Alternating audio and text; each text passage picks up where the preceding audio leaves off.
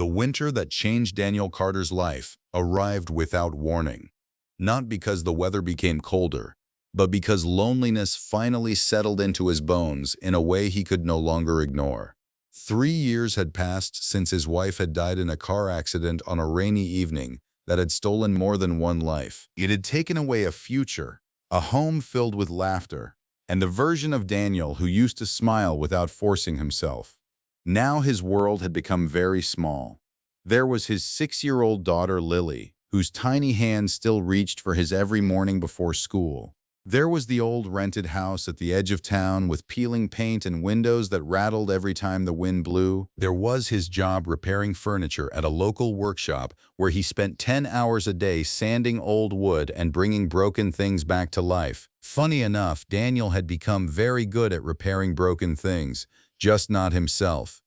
Every morning began before sunrise. He packed Lily's lunch, braided her hair after failing repeatedly for months before finally learning, washed dishes left from the night before, and rushed through life carrying exhaustion like a backpack filled with stones. Money was always short. Some nights Daniel would sit alone after Lily slept and quietly calculate bills on scraps of paper, moving numbers around as if they might suddenly become kinder. Rent, school fees, electricity, groceries. Sometimes he skipped dinner without telling Lily. Sometimes he told her he already ate at work. And sometimes he sat in darkness because turning on another light felt like spending money he did not have. Still, he smiled for her, because fathers become magicians when children are watching. They make pain disappear.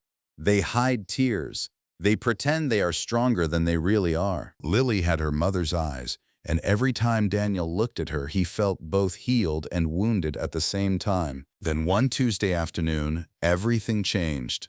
Daniel had just picked Lily up from school when he noticed a long black car parked outside his house. It looked completely out of place in their neighborhood where most people drove old cars with faded paint and cracked mirrors.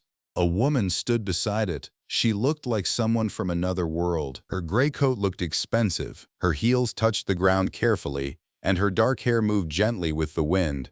But despite the elegance, despite the image of perfection, Daniel noticed something strange. She looked terrified, not frightened of danger.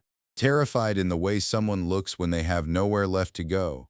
Lily squeezed Daniel's hand tighter. The woman stared at him for a few seconds before walking closer. Her eyes were red as if sleep had abandoned her for days. Then she said words Daniel would never forget. She said they had sent her there to become his wife. Daniel stared at her. Any other person might have laughed. Any other person might have slammed the door.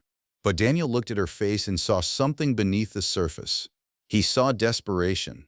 He saw exhaustion.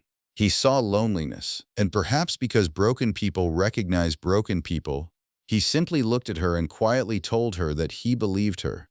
Her eyes widened, not because she expected kindness, but because she had probably forgotten kindness still existed. Her name was Sophia Bennett.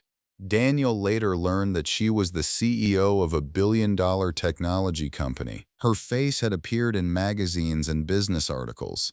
People called her powerful, intelligent, untouchable. But real life looked different. Real life had shadows cameras never captured. Sophia had spent years building an empire after her father died. She worked endlessly and trusted very few people. Eventually, family members who cared more about money than love had surrounded her. Greed wears familiar faces. Her father's business partners and relatives wanted control over everything she owned. They pressured her into an arranged marriage with someone whose only interest was power.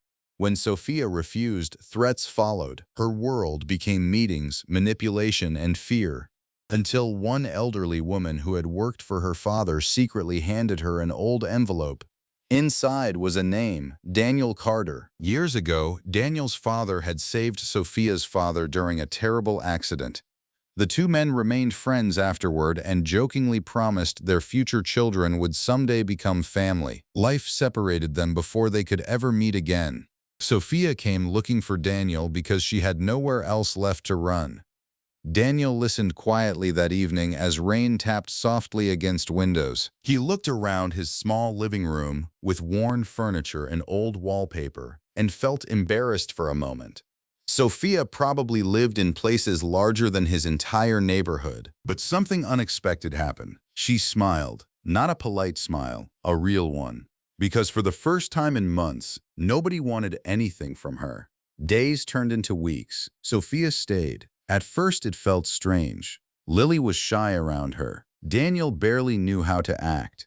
But life has strange ways of stitching people together. Sophia began helping Lily with homework. She burned breakfast one morning and nearly filled the kitchen with smoke. Lily laughed so hard milk came out of her nose. Daniel had not heard laughter like that in years. Slowly, the house changed. Not because of money, because of warmth. Sophia fixed little things around the house without anyone asking. She planted flowers outside the front door. Daniel would come home from work and notice small changes. Curtains replaced, pictures hung, candles on shelves. For the first time since his wife died, the house felt alive again. But pain does not disappear quietly. Daniel still carried guilt. Late at night, he would sit outside on the porch thinking about his wife, thinking about whether moving forward meant leaving someone behind. One night, Sophia sat beside him. Neither spoke for a long time. Some silences carry understanding better than words. Daniel finally admitted he was scared. Scared that happiness was temporary. Scared that loving again would somehow betray the woman he lost. Sophia simply rested her head on his shoulder. And Daniel realized hearts do not replace people. They make room for them. Months later, trouble arrived. Sophia's relatives found her. Lawsuits appeared. Threats returned. Reporters surrounded Daniel's house. People online mocked him. They called him a poor man chasing money. They said he trapped a rich woman. Daniel felt anger rise inside him. But worse than anger was shame. He began pulling away from Sophia. He thought she deserved someone better, someone stronger, someone successful. One evening he packed his things quietly. He believed leaving would protect her. But before he could walk out, Lily stood in front of him with tears running down her face. She asked him why everyone she loved kept leaving. The words shattered him, because Daniel suddenly realized something painful. He had spent years surviving, years hiding, years believing he was not enough, and now fear was stealing happiness again. He looked around the room, at Lily, at Sophia, at the life they had somehow built from broken pieces. And for the first time in years, Daniel stopped running. The legal battles ended months later. Truth eventually wins, even if it arrives tired and late. Sophia kept her company, but something had changed inside her. Money no longer felt important. Power no longer felt important, because she finally understood what home felt like. 2 years later, Daniel opened his own furniture restoration business. Sophia invested in it quietly without making him feel small. Lily grew older and happier, and every evening the three of them ate dinner together under warm kitchen lights. Simple moments, beautiful moments, the kind people spend their whole lives searching for. If this story touched your heart and reminded you that love can arrive when life feels darkest, take a moment to like this video and subscribe, because stories like these remind us that hope never truly disappears. And before this story ends, leave a comment below and tell us, do you believe broken hearts can find their way back home?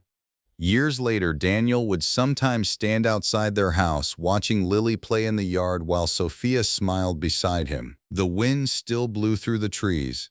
The season still changed. Life still carried pain. But he finally understood something. Some people enter your life loudly. Others arrive quietly, carrying invisible scars and trembling hearts. And sometimes the people sent to save you are the very same people who were desperately waiting to be saved themselves. Because in the end, love did not rescue Daniel. Love simply sat beside him in the darkness until he remembered how to stand again.